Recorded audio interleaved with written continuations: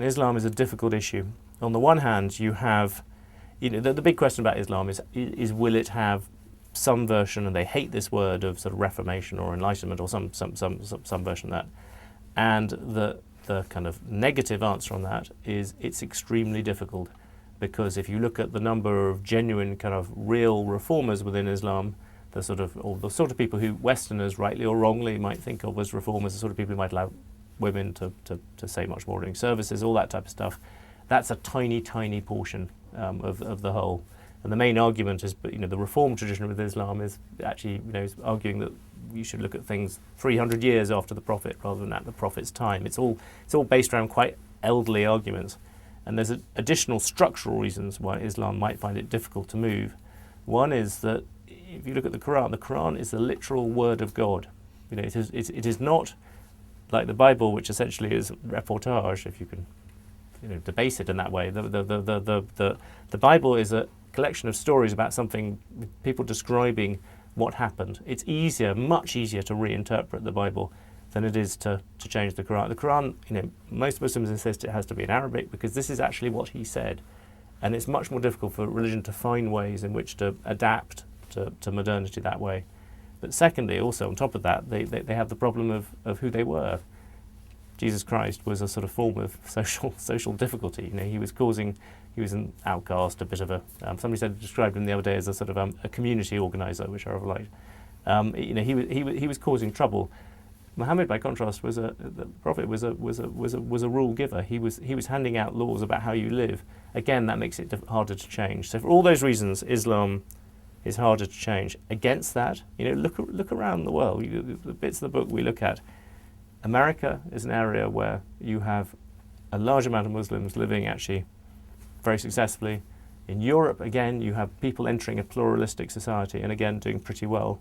You have the experiments now of Turkey, and actually particularly Indonesia, I think, is really interesting. All those areas strike me as areas where Muslims will come back to the centre and say, look, we need to be more tolerant, at least, of other religions. I mean, if you have a system whereby anyone who converts away from Islam is immediately under, in some cases, under really severe punishment, that's really the acid test of the modernity of a religion, is how tolerant is it about people being able to choose what they want.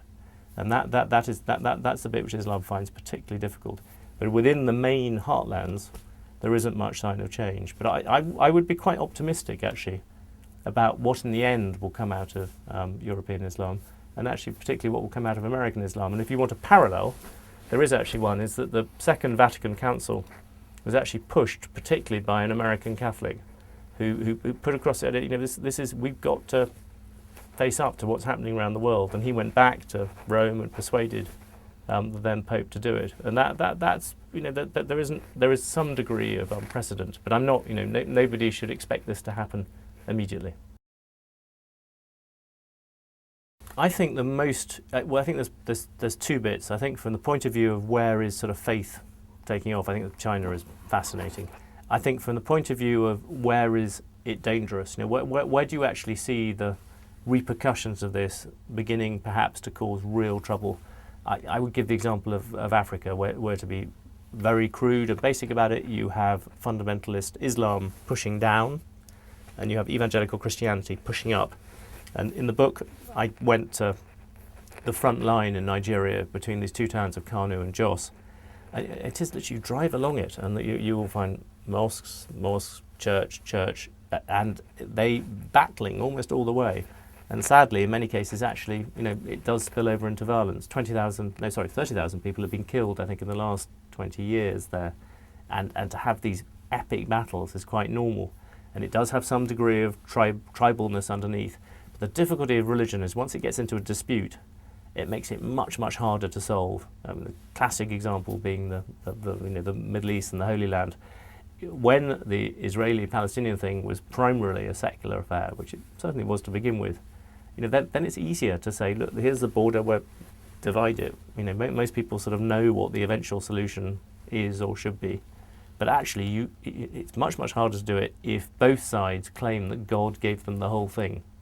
Because once it involves fundamental truth as perceived, and you see it a bit with the life debate here, or life/abortion debate, it's the same thing. You cannot compromise. You cannot give way.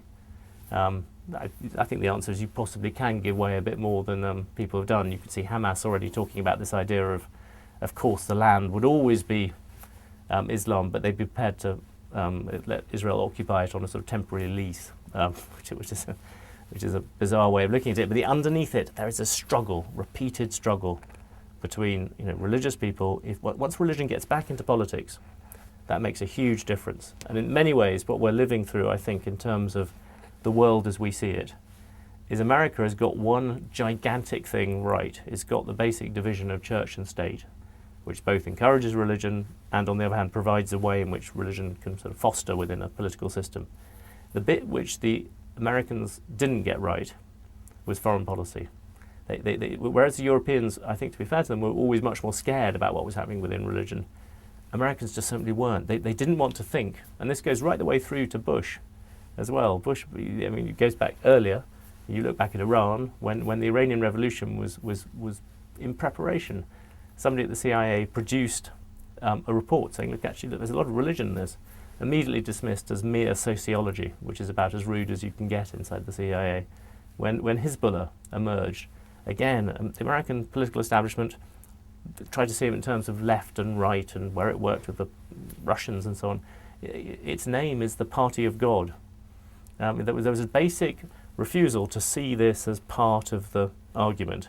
And actually, even going through Bush, despite all that sort of God-bothering aspect of Bush, Iraq, it took them a long time to understand the Sunni-Shia split. That was absolutely crucial. And again and again and again, you find these examples of people. I think American foreign policy establishment is still very secular in that respect. And now it's beginning to learn. And why is that important? Because you never, ever get solutions without bringing the sort of, quote unquote, people of faith into it. If you want it. One example where people have done that is Northern Ireland. People went out and they brought in people from both sides. You had priests, Catholic priests, Protestant rectors, sitting there, and each time there was an atrocity, both sides, they stood together and they condemned both sides. If there was a bomb in a Protestant area, it was condemned as well as in the Catholic area. Transposed to the Israeli-Palestinian dispute, it happens occasionally, but virtually never. It's not like each time a rocket lands on a Palestinian house, a lot of people are killed. You do not see a rabbi and an imam standing together saying this is deplorable, nor do you see it when a suicide bomber goes the other way. And until you get that, it's going to be very, very difficult for a sort of lasting peace to come through.